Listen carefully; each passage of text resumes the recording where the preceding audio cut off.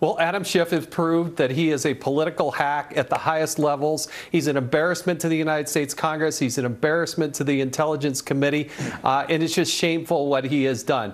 The second part is the only thing that, that we actually have evidence of is that Hillary Clinton tried to rig the election against Bernie Sanders. I want to get right now to the latest on the Russia investigation. Now, joining me now, CNN's chief political correspondent, Dana Bash, and CNN's senior congressional correspondent, Manu Raju.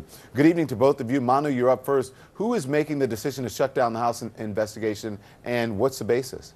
Well, the Republicans are united behind this. Republicans on the House Intelligence Committee. You have heard Republican after Republican for weeks now telling other reporters, and making it very clear, very publicly, that they don't believe that this investigation can go on. They believe that they have reached the essential conclusion that there was no collusion between the Trump associates and the Russians, and they feel that they have reached a dead end. They've gone every which way, and that's the conclusion they reached. And they're getting support not just from the rank and file members on that committee, but also the Republican who's running the Russia investigation, Mike Conaway, and the Republican chairman, Devin Nunes, who, even though he temporarily stepped aside amid controversy last year, has kept a foot in this investigation, has been very influential behind the scenes, and certainly wants to see this investigation come to an end. But in addition to that, Don, the House Speaker, Paul Ryan, has been very supportive of the Republicans on this committee and of their decision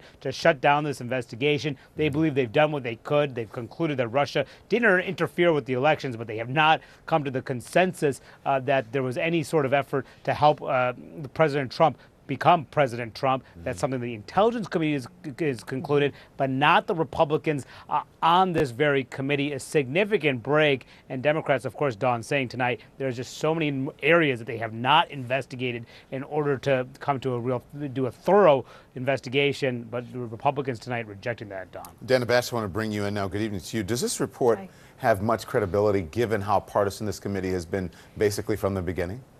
You know, the answer to that would and should come when we actually see the report, because what we have now are top line conclusions, initial conclusions that the Republicans on the committee briefed reporters like Manu on, and then have since put out a press release on. But the underlying report we have not yet seen.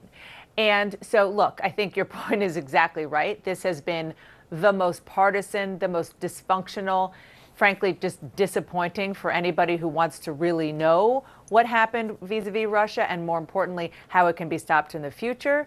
And so there are a lot of people around town, Republicans and Democrats, saying, good riddance. Let's get this out. Let's move on, and let's focus on the Senate intelligence report, and more importantly, perhaps the Bob Mueller investigation. Right. But just to sort of hone in on one thing that Manu said, the idea that the Republicans said that they didn't find collusion, you know what? Maybe Bob Mueller won't find collusion.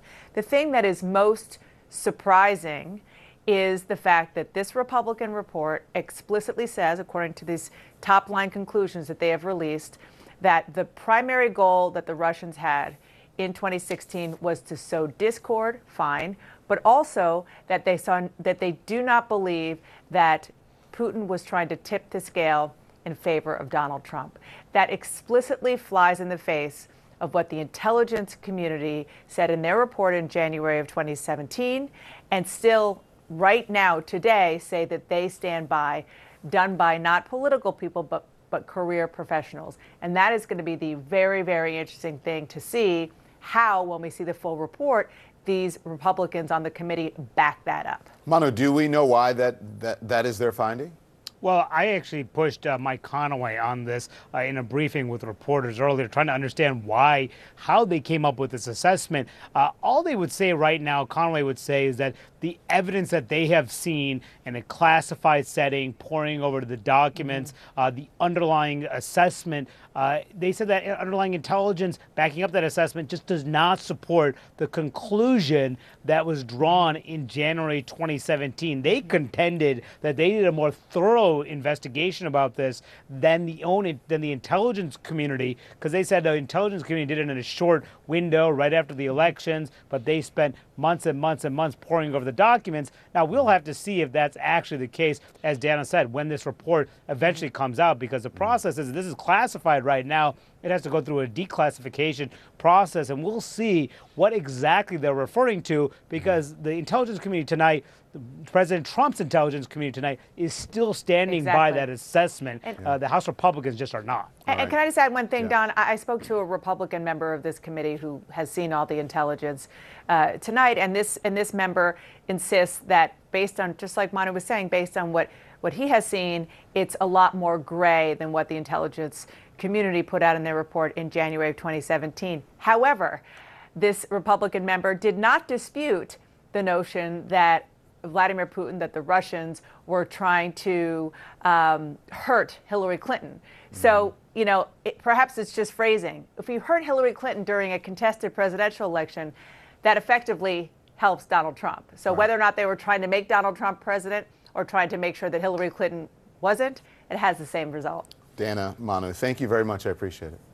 Thanks, Don. Joining me now is CNN national security analyst James Clapper, the former director of national intelligence. Director Clapper, thank you so much for joining us. The president just tweeted in all caps, the House Intelligence Committee has, after a 14-month-long in-depth investigation, found no evidence of collusion or coordination between the Trump campaign and Russia to influence the 2016 presidential election. Is that the conclusion you would draw? Well, first on collusion, in our intelligence community assessment, we had nothing in there about any collusion. And as I said before, at the time I left on January 20th of 2016, I didn't see any direct evidence of collusion. And I really can't comment on what's been turned up, if anything, since then. So I don't know. I guess I could argue that as candidate Trump, when he exhorted the Russians to go find Hillary Clinton's 30,000 emails, or praised WikiLeaks, which CIA Director Pompeo has aptly called a hostile non-nation state intelligence service, I guess that is a form of collusion. I think collusion is kind of a nebulous term, and it doesn't have any real legal implications. I want you to respond to this. This is Congressman Chris Stewart. He's who's on the House Intel, and told CNN just a short time ago the intelligence community, and this is a quote, misinterpreted key intelligence when it concluded that Putin had a clear preference for Trump. He also said this about your earlier comments today about how the Russians had animus for Clinton and favored Trump as a better option. Watch this. I agree, and then I disagree with the former DNI. I agree that they initially were just trying to sow discord to break down the foundations of trust. No question about that. But I have done something now that he has not done. And that is, I have spent a couple days out to the CIA actually reading the raw intelligence, actually reading what we were basing this on. And when we release that report, we're going to be able to show, you know what, the CIA just got it wrong. What's your response, Director? Well, first, I have great respect for Congressman Stewart. He's an Air Force veteran, as I am, and I think this is a case where maybe reasonable men can agree to disagree reasonably. I did not, it's true, I didn't go troop over to CIA and sit down and read the reports. What I did do, though, is review with John Brennan, the director of CIA, in great detail the veracity of that reporting. Moreover, there was a lot of other evidence of Putin's active direction over this. If you look at the aggressive and the magnitude of the propaganda campaign on the RT, a network that's controlled by Putin, if you read the indictment of the 13 Russians, and if you understand the nature of the Internet Research Agency, getting $1.25 million a month. Well, these things don't happen, particularly when they're mounting what is essentially warfare against the United States. That's not going on without the knowledge and blessing of Vladimir Putin. I want to ask you about these reports out in conservative media about about the president, that you leaked that the president had been briefed on the dossier. Do you want to respond to that? Well, I had a little trouble figuring it out, frankly. It's a little nonsensical to me. What happened here, just the sequence of events, was on the 6th of January is when the four of us was Director Brennan, then the Director of CIA, Director Comey, then Director of the FBI, Admiral Mike Rogers, who's still Director of NSA, and I went to Trump Tower to brief the President-elect on our findings in the intelligence community assessment, which we then put out publicly that afternoon. The following Tuesday, the 10th, the President-elect had a news conference in which he berated the intelligence community as Nazis for putting out or issuing this dossier, which we didn't. It's absurd. We didn't do anything of the kind. It was already out there. Wasn't an intelligence document. It was already held by the media, and I didn't have any contact with media until after I left the government on the 20th of January. So I don't quite understand, at least what I've read, that somehow I leaked about the dossier. So let me get, so you didn't leak anything about the dossier to any media? No, not, I mean, I talked about it after I left the government, but not during that period, and certainly not between the 6th of January and the 10th when the President-elect himself talked about it. So you're saying the President-elect himself is the one who put it out there? Well, it was publicized, if I remember the sequence. It came out after our Trump Tower briefing. And, you know, all our purpose there was to inform him that it was out there. And I've often wondered, because it's kind of controversial that now that we brought this up, that had we not told him about it, and then he learned about it, and he learned that the intelligence community knew about it and didn't tell him, well, probably been held. We'd gotten tweets for that too. Mm-hmm. So I don't understand this. How I leaked it to CNN. Yeah. Director Clapper, you say now the only game in town is Robert Mueller. What about the Senate Intelligence Committee? Well, I have great hope for the Senate Intelligence Committee, which has sustained its, at least the optic, if not the substance, and I guess there is substance there, to bipartisanship. And that is really the only way that, in my opinion, and I've been around since these two committees were stood up in 1976 and 77. I was in the intelligence community then. And the only way that oversight is ever effective is when it's bipartisan. And so far, the Senate Intelligence Committee has sustained that. I hope they can see that through and complete their report on a bipartisan basis, unlike the House Intelligence Committee. Does this finding today give the president political cover to get rid of Mueller in some form or fashion? Well, I don't know about that. It certainly does play to the president's narrative and the president's tweets about, this being a witch hunt and all that sort of thing. So, yeah, it does. It certainly buttresses his narrative. The Deputy Attorney General Rod Rosenstein just gave an interview in which he defended Robert Mueller's investigation. He said, I don't believe there's any justification at this point for terminating the special counsel. What do you think is behind Rosenstein's public backing of Mueller at this time? Well, I don't know, but I guess perhaps there's a correlation between that and the revelation about the ending the House Intelligence Committee investigation. I don't know, but I think for whatever reason, it is a timely and appropriate statement, and I'm glad he made it. Director Clapper, thank you. Thanks, Don. When we come back, more on the House Intel Committee, Republicans announcing the end of their Russia investigation without consulting Democrats on the committee. Congressman Adam Schiff, the ranking member, weighs in next. Great show. Welcome to Hannity. We have major breaking news tonight. No evidence. None of Trump-Russia collusion, and that is the major finding from the House Intelligence Committee, and that's with Republicans now ending this phase of the Russia investigation. This now confirms everything we have been telling you, yet the media, the Democrats, they have been flat out lying for over a year, and they have created a Russia collusion conspiracy theory, all in an effort to delegitimize and smear President Trump. Now, Republicans on the Intel Committee are also finding that President Obama did nothing to counter Russian election interference, and he was warned for years, and that Vladimir Putin did not have a preference for then-candidate Trump. Now, also tonight, and this is a massive development, Sarah Carter reporting, sources confirming right here to this show, the House Intel Committee has evidence showing that former Obama Director of National Intelligence, James Clapper, allegedly leaked information to CNN about then-President-elect Donald Trump and President Barack Obama being briefed about the fake news dossier. So what did Obama know? When did he know it?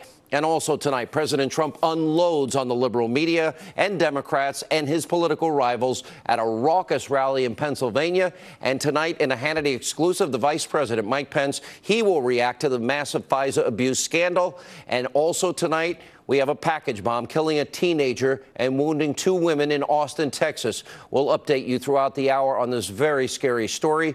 And that is all a part of tonight's breaking news opening monologue. All right, major developments. This is a big night tonight in the Russia investigation.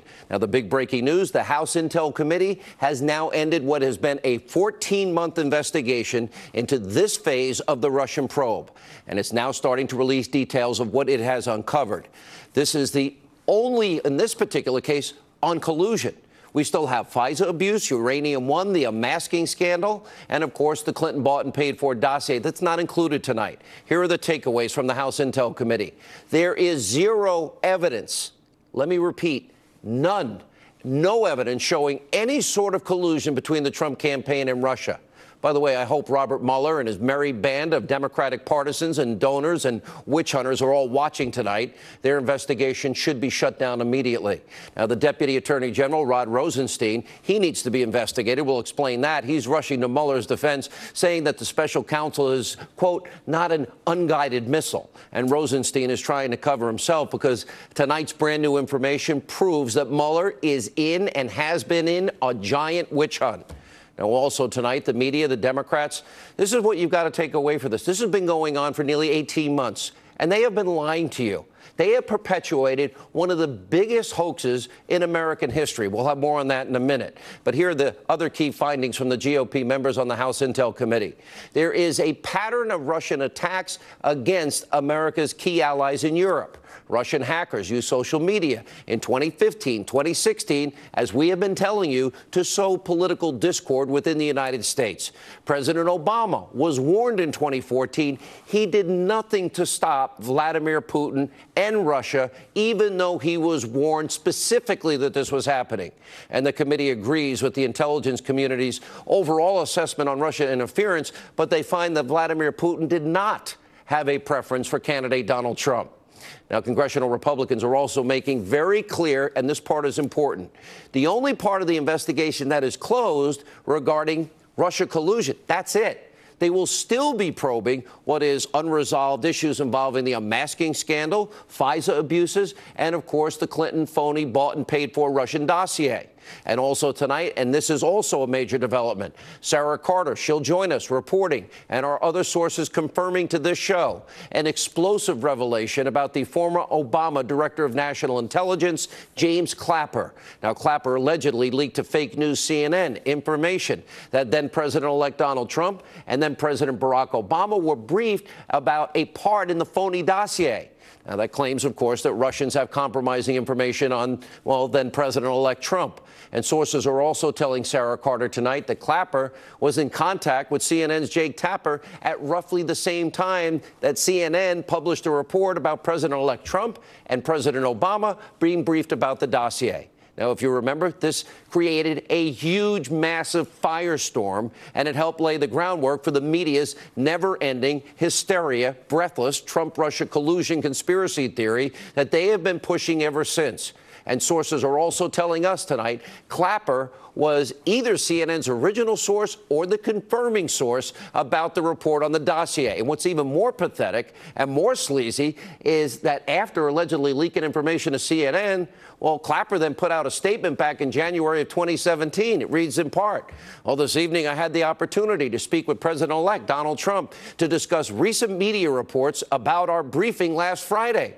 I expressed my profound dismay at the leaks that have been appearing in the press, and we both agreed they are extremely corrosive and damaging to our national security. Clapper was lying through his teeth. He was one of the leakers. And since then, by the way, the former director of national intelligence, he has been doing everything and anything possible to prop up this phony Clinton bought and paid for dossier. Watch this. With respect to the dossier itself, the key thing is, it doesn't matter who paid for it. It's what the dossier said and the extent to which it's corroborated or not. Now, we reached out to James Clapper for a statement. He works for fake news CNN on Sarah's report, and his spokesperson declined to comment. But he did note that Sarah's story appears to be about leaking information that was not classified or sensitive. So Clapper is not outright denying it, which tells you pretty much everything you need to know. We have for over a year been out here almost an island unto ourselves as we've been uncovering this scandal and telling you, as shocking as what is being exposed is only the tip of the iceberg. Now, the House Intelligence Committee, 14 months, is still conducting very important investigations. They have nothing to do with Donald Trump, but they do have to do with unmasking at an unprecedented level, unprecedented use of the FISA law and FISA abuses, and, of course, the Clinton bought and paid for fake news dossier. This is only the beginning. You've been lied to for well over a year. Now back to the other key findings from the Republicans on the House Intel Committee. They prove what we have been telling you for over a year, that the media and the Democrats have lied to you. There is no Trump-Russia collusion.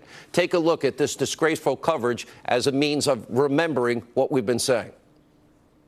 A dizzying 24 hours in the Russia investigation, no longer just inching toward the president. This morning, it is more like careening. I think this is a potentially more dangerous situation than Watergate, and we're at a very dangerous moment.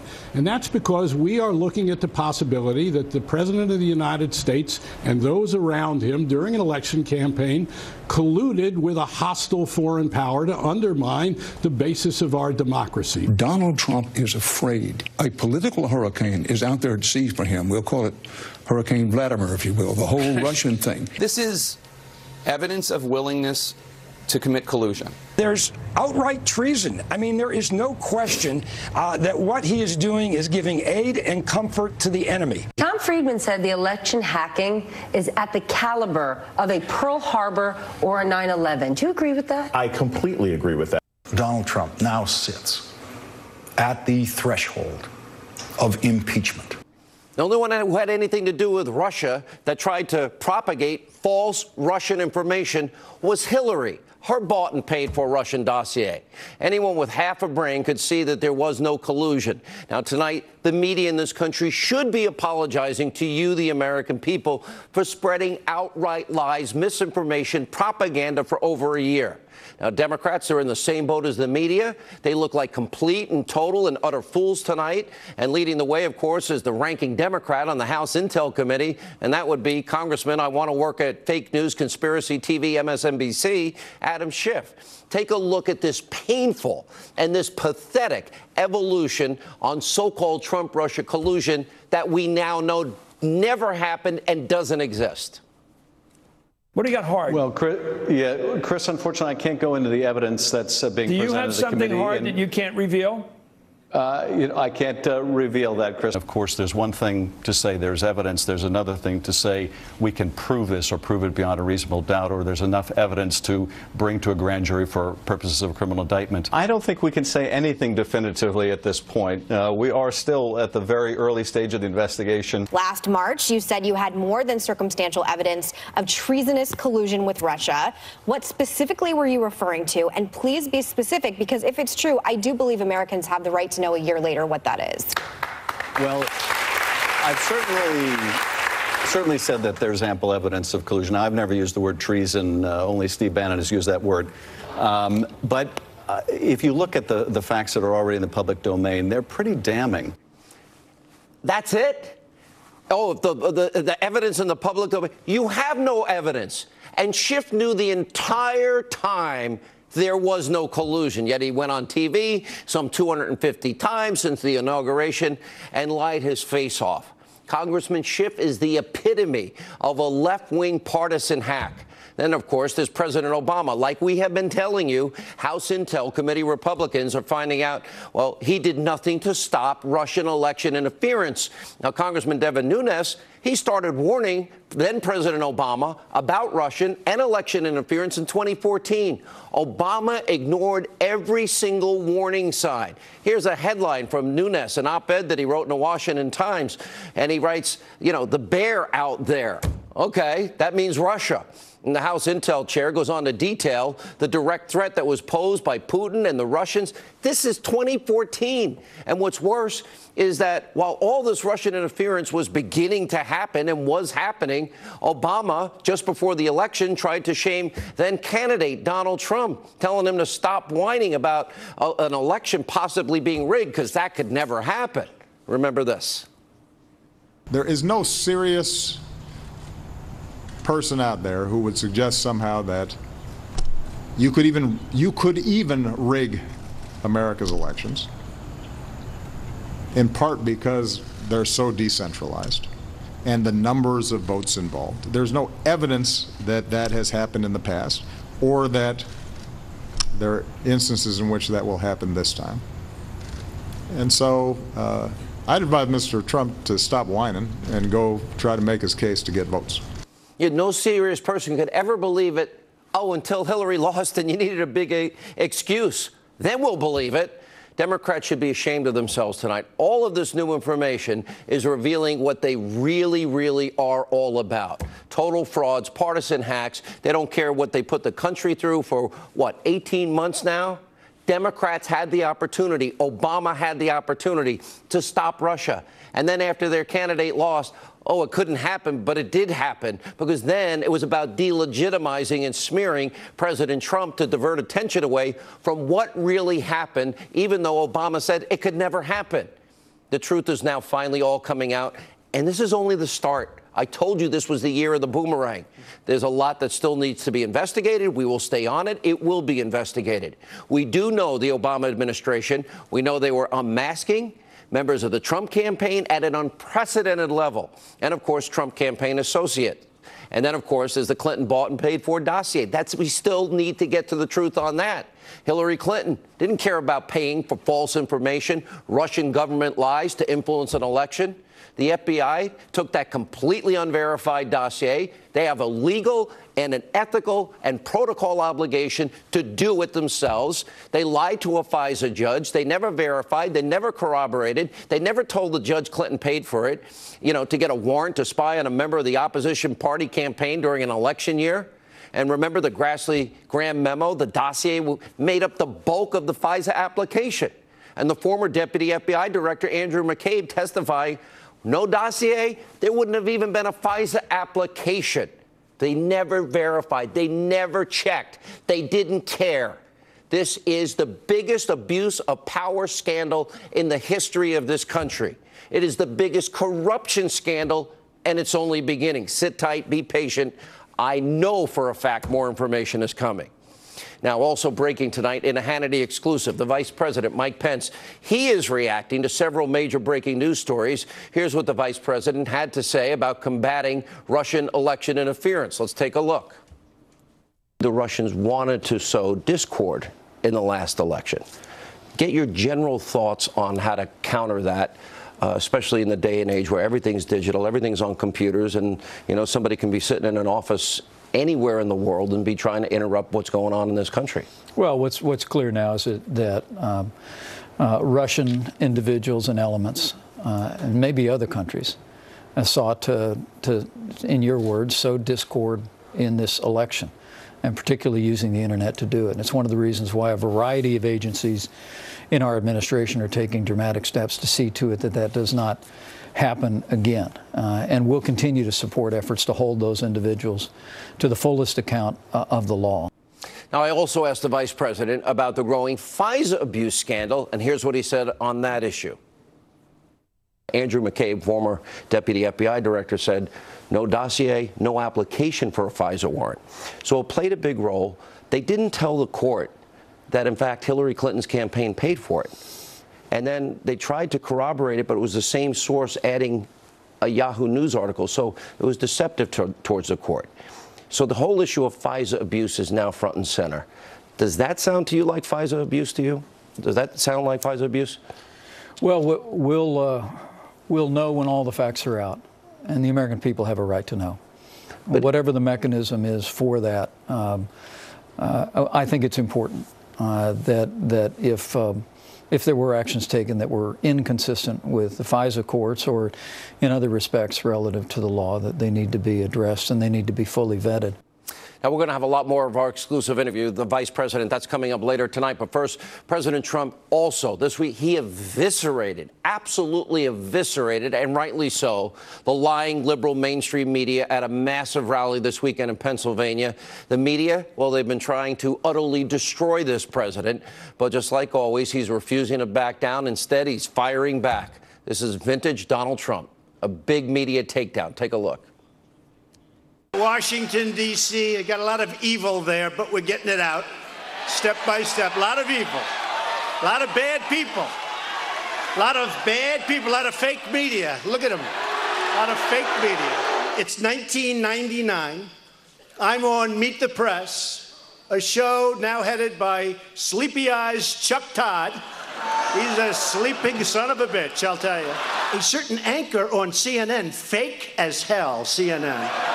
And their ratings are lousy, by the way, and compared to Fox, their ratings.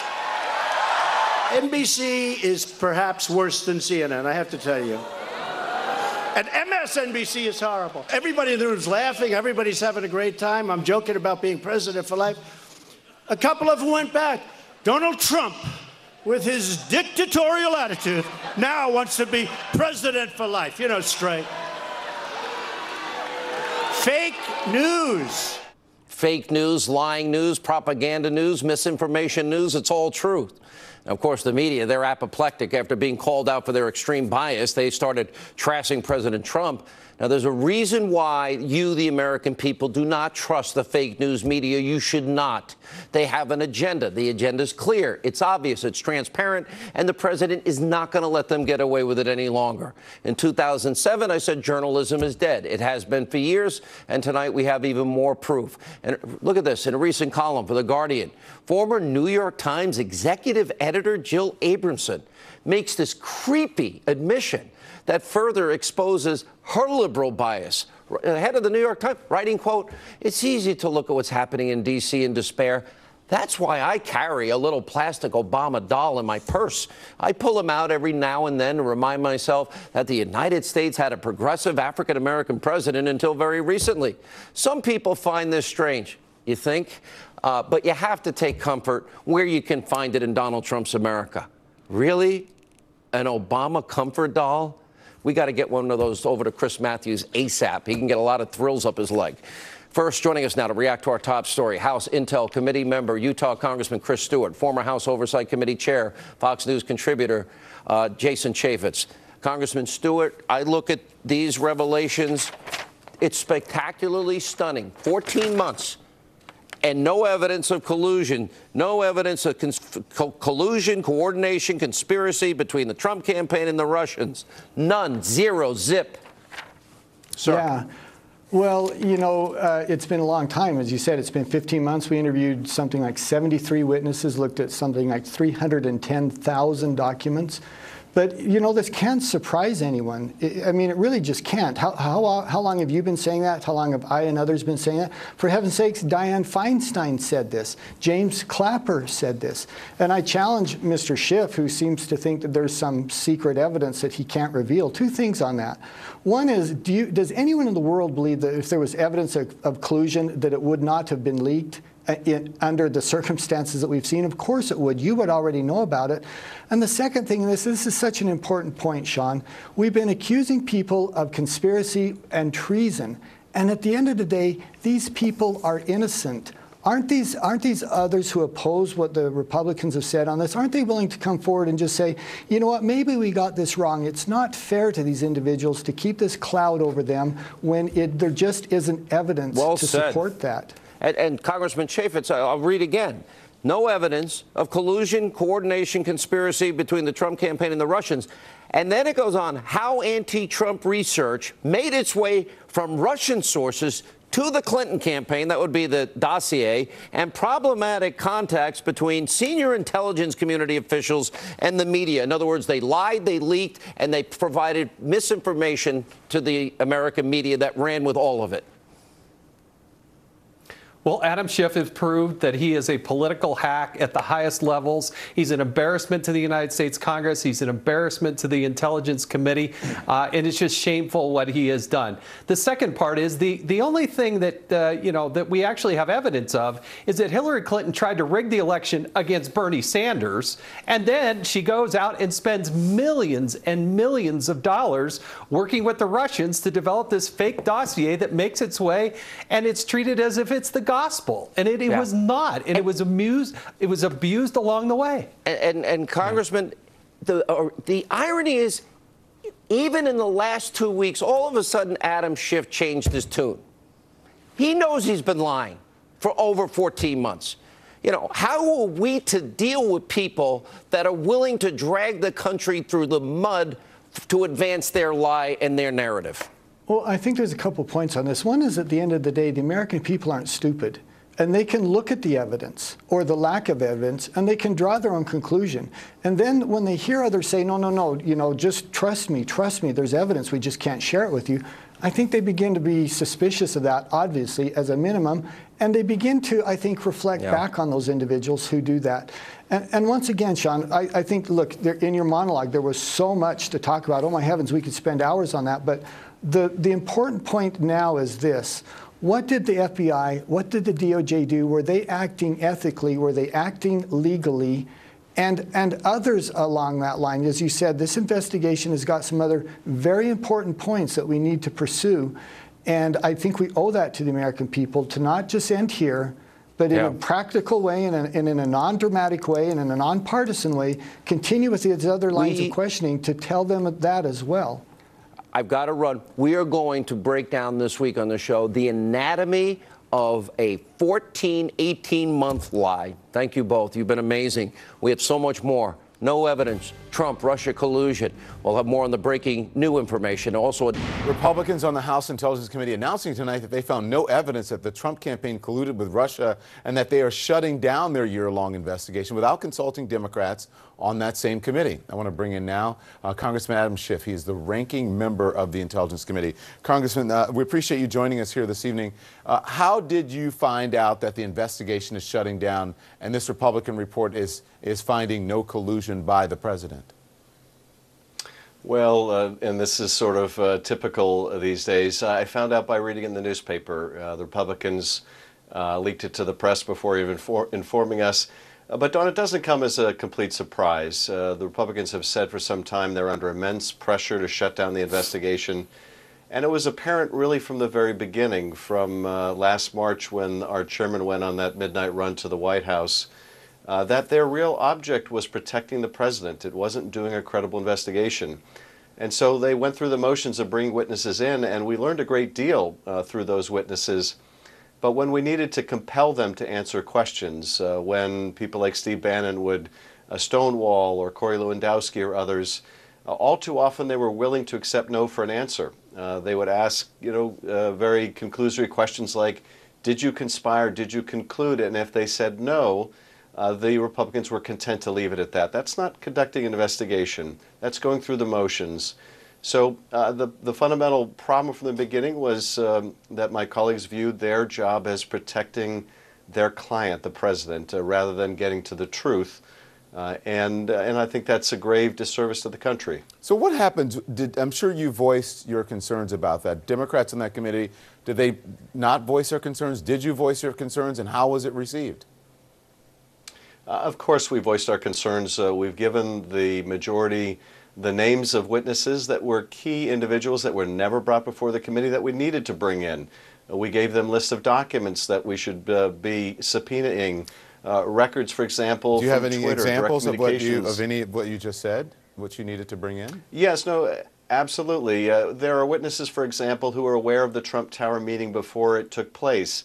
That would be natural to bring in before the committee. What did you know? How did you find out about it? Who communicated to you what the purpose of the meeting was? There are phone records associated with that meeting that would identify potentially whether the president's son talked to the president about that meeting. There are contradictions between witnesses. Just this week, for example, it was revealed that George Nader had informed the special counsel that he facilitated these meetings, or this meeting in the Seychelles that Erik Prince had with this Russian banker as a way of setting up a secret back channel. That contradicts the sworn testimony of Erik Prince before our committee. But the Republicans have decided they just would rather not know who's telling the truth. They don't want to pursue any further this investigation if it may lead to something that would harm the president and their party. And that's, I think, deeply regrettable. Now, we'll continue to do the investigation to the best that we can.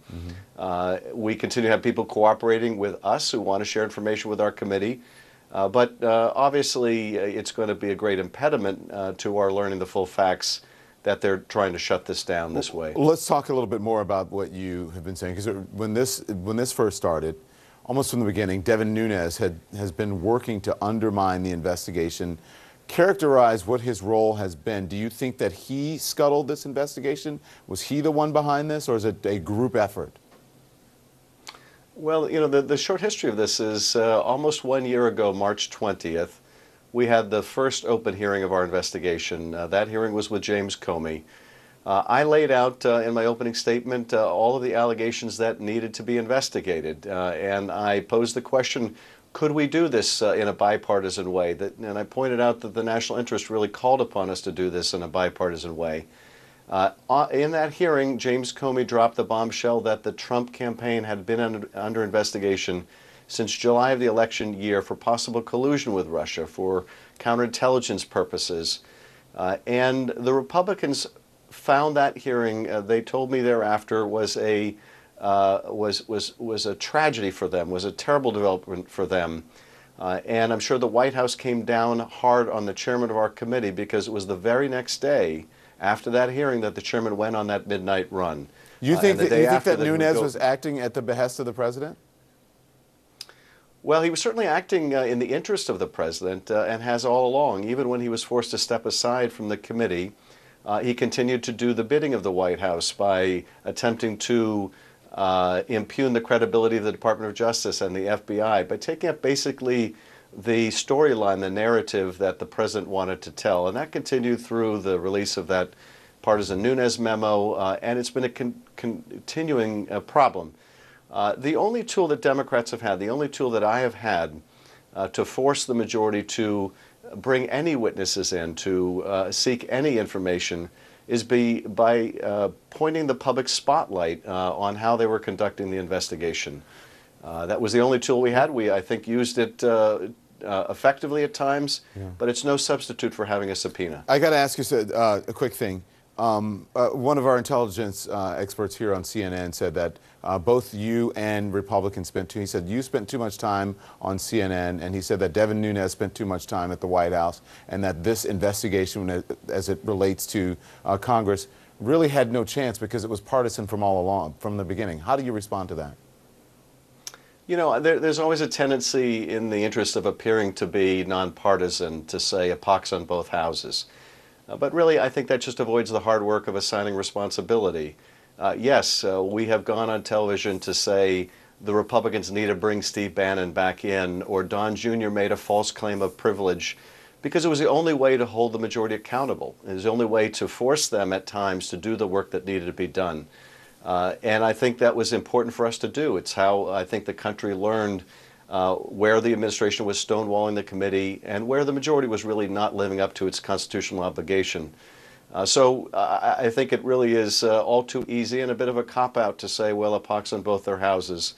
The reality is the mission of the chairman from the beginning was to protect the president, not follow the facts wherever they would lead. And that was a fundamental problem that we had to deal with, and it left us in the position of either going along with essentially a whitewash or calling out the majority every step of the way. And that's the course I think we were forced to take. Congressman Adam Schiff, we appreciate your time. Thank you so much. Thanks, Don. When we come back. Well, Adam Schiff has proved that he is a political hack at the highest levels. He's an embarrassment to the United States Congress. He's an embarrassment to the Intelligence Committee. And it's just shameful what he has done. The second part is the only thing that, that we actually have evidence of is that Hillary Clinton tried to rig the election against Bernie Sanders.